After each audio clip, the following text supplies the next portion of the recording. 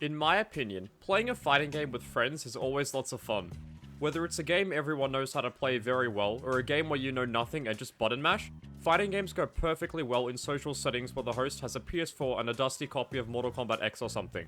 However, fighting games are still home to good single player content, and in terms of content and quality, they can either be very good, just kind of average, or Street Fighter V. What I want to cover today is an elusive mode that definitely isn't popular as of late. That's right, the world of combo trials.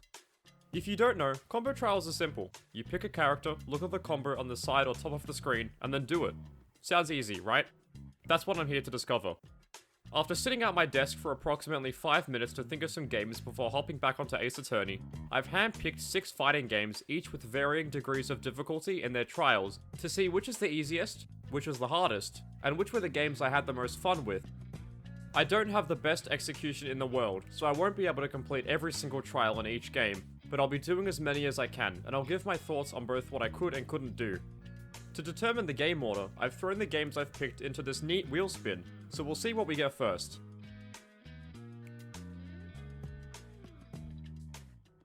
Hell yeah, let's start off with some anime goodness by firing up Under Night In-Birth EX Plus Alpha 3 HD Edition to the power of 3.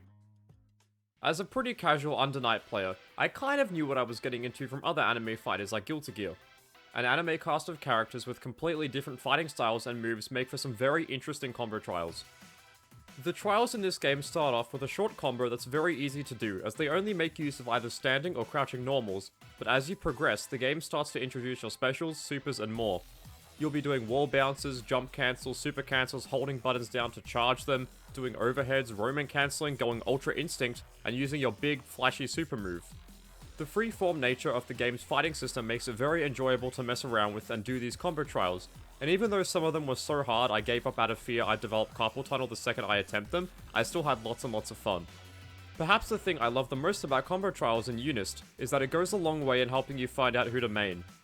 If you're like me and like the big grappler type dudes, then Waldstein is your best bet.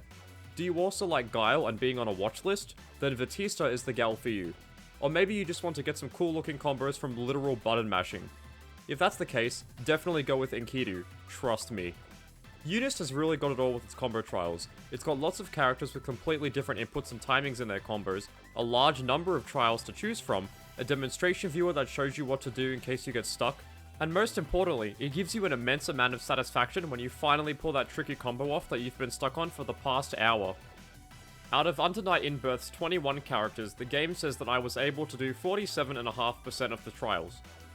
I'm gonna pretend like this number isn't low and move on with what little dignity I still have intact. It's time to spin the wheel again and see what game we land on.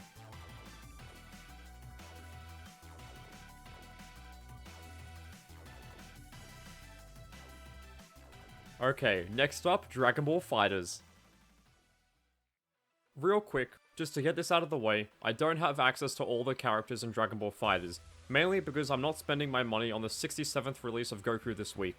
However, I do have a good amount of characters as I have the FighterZ Pass Season 1 DLC expansion, which gives me like 8 new characters, so that helps as I get to make the video longer for the sweet YouTube algorithm. A trend I noticed about Dragon Ball FighterZ is that the combo trials start out with a light auto combo, then a medium, and then either a heavy auto combo, super dash combo, or dragon rush combo. After this, you'll usually get a special, then a super, and then that's where the legit combos start. Out of all the games I'm covering in this video, I have to say that Dragon Ball FighterZ by far contains the easiest combo trials. The execution requirements are low, and you can usually just button mash to complete them. That's not to say they weren't fun, however, as I did enjoy going through these combo trials as fast as I could. From classic characters like Goku, Vegeta, Trunks, Krillin, and Piccolo, to my boy Android 16 with his dunks, all the characters in Dragon Ball FighterZ are really fun, if not a bit on the simple side. But, due to 2 nefarious figures standing in my way, I was unable to complete every single combo trial.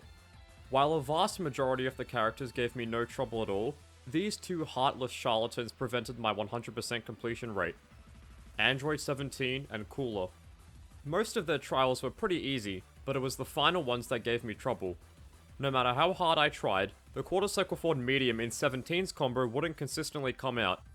And even when I managed to get the timing down, the rest of the combo would never connect properly, meaning I got trolled hardcore by this J-pop looking bonehead. With Cooler, I can't really remember this trial in great detail like how I did with the previous one, but I guess I just couldn't do it on my new fight stick.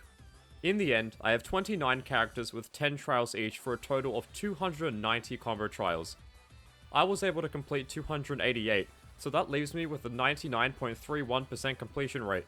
Not bad, especially when you compare it to my performance in Under Night. It's time to return to the wheel and see what game we get next.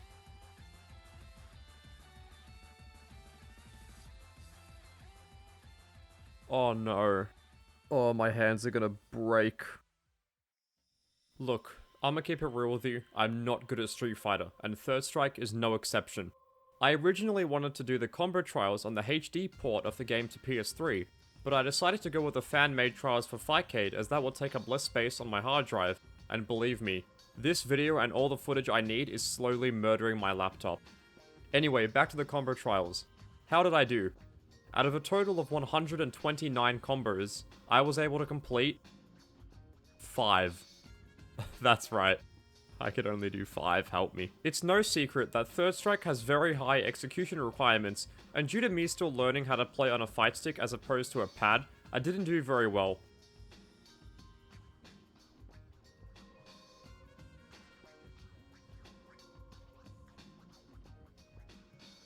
The game and the combo trials are 100% free and really easy to set up, so I recommend trying it out to see how many you can do before the superficial thrombolyphlebitis kicks in. A 5 out of 129 gives me a completion rate of 3.88%. To be honest, I'm actually happy with this, as it's 3.88% more than what I was expecting to be able to do. So now that my least favorite Street Fighter is out of the way, don't kill me. You guessed it, we're going back to the wheel to determine what to play next.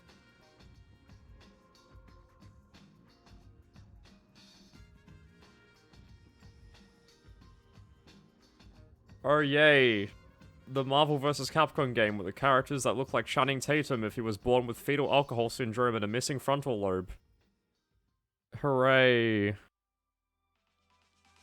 Jokes aside, Marvel vs. Capcom Infinite is a prime choice for combo trials.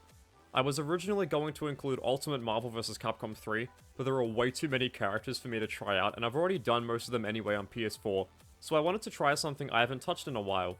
Marvel Infinite is straightforward. Combo trials teach you specials, supers, and some basic combos with both Active Switch and Infinity Surge towards the end. I'm mixed on the Active Switch part, because if I'm trying to do a combo trial for one character, I don't want to have to play as a completely different character for some highly unoptimal combo that no one would ever do in a real match. There's a very good variety of characters to choose from in Marvel vs. Capcom Infinite, and they all control quite nicely. Whether you want to do some cool special cancels with X, Dante, or Black Panther, or keep it simple with Firebrand or Chris, there will definitely be a combo list that you'll find fun to execute. As for how difficult they are to do, I'd say most of them aren't super hard, but there are a few that demand precise execution and positioning. Dante's last try with the Doctor Strange tag, and Rocket Raccoon's last try with the Dante tag are pretty hard to do in my opinion, and you'll have to watch the demonstration over and over again to figure out the intricacies of the combo. Overall, I was able to complete 77.69 of the combo trials in Marvel Infinite. While that's a very specific number, I know it's true because that's what the game displays on the combo trial menu, so I'm very happy with my performance. Returning to the wheel, and we only have 2 games left, so let's see what we end up with. Okay, DNF Duel, that's pretty cool. I've never played the game before, so I'm excited to see what it's like. Upon booting into DNF and making my way to the character select screen, I realized that there's a locked character. After googling how to unlock them, I thought that, and I'm being 100% honest, I really don't like this game enough to want to go through the story mode. DNF Duel has the least satisfying combo trials that I performed for the purpose of this video, and it mainly comes down to how simple execution is in this game. I commend it for being easy to get new people into fighting games while still offering quarter circle and DP motions in there as an option for the more hardcore crowd like myself, but I still found the combos, and therefore the trials, to be very, very underwhelming. The only characters I liked using were Grappler, Striker, and Crusader, mainly for his completely broken damage that requires no execution whatsoever. Each character has 8 trials, and they start off very easy, with a simple combo involving some normals and maybe a special or one button super, but then they get more complex, with mixing between highs and lows, aerial attacks, jump cancelling, special cancels, micro dashing, etc. Out of the 15 characters that I tried, I was able to complete 68 trials, so that results in a completion rate of 56.67%. One of the main reasons why this number is kind of low is that, again, being honest, the mechanics didn't grab me enough to make me want to keep playing.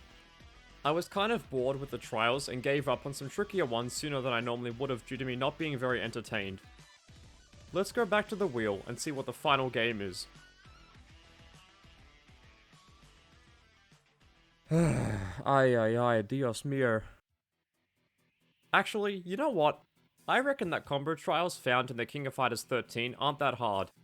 You see countless videos on YouTube of people within the FGC attempting to complete them with their exaggerated thumbnails. And yeah, they're doing exactly that. Exaggerating. Is what I would be saying if I were a narcissistic combo god, because guess what? These trials are bloody hard. Seriously, I barely made it past trial number 4 or 5 for any character, let alone finishing a character off entirely. A great example is one of Raiden's earliest trials. The first 2 hits are fine, but having to cancel a crouching jab into 2 half-circle motions for a super is a living hell.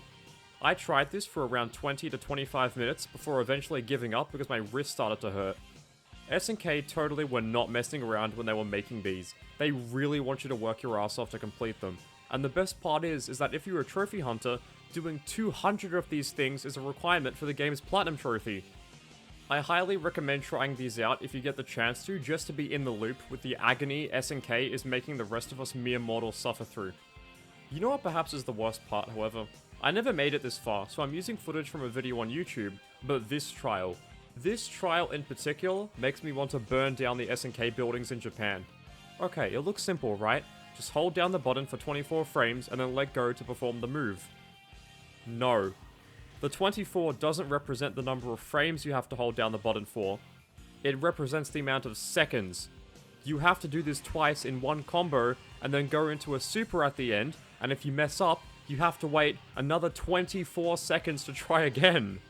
The main attribute that I took away from KOF 13 is that the combo trials absolutely do not respect your time whatsoever. You think you're good at fighting games because you can do 1-frame links in Street Fighter 4, or do some crazy hard Zato combo in XIII? Nah fam, think again. KOF 13 will dress you up in a maid outfit, bend you over, and then violate you until the sun comes up if you don't mentally and physically prepare for these combo trials. Even fighting game legends like Justin Wong can't even do these consistently without having to practice multiple times beforehand. It's scuffed. Well, my hands, spirit, and my brain may all be destroyed, but at least I'm done and can now give my poor hard drive a break from collecting all this footage. So, what did we learn today? Well, we learned that I suck at SNK fighters. I like it when fighting games have complex execution requirements, yet I shit the bed whenever I have to deal with it, and that I'm generally better at anime fighters. The games with the highest completion rates in this video were Dragon Ball FighterZ and Marvel vs. Capcom Infinite. Both of these games are pretty simple with the execution, and they both have free-form movement options that allow you to fly, teleport, air dash, etc., which is a far cry from what the games I did the poorest on, Third Strike and KOF 13 have to offer. All in all, I'm tired, destroyed, and will feel great after having a 48-hour long nap from editing this video all night. Thank you so much for watching if you made it to the end, have a cookie as a reward, and I hope to see you in the next one.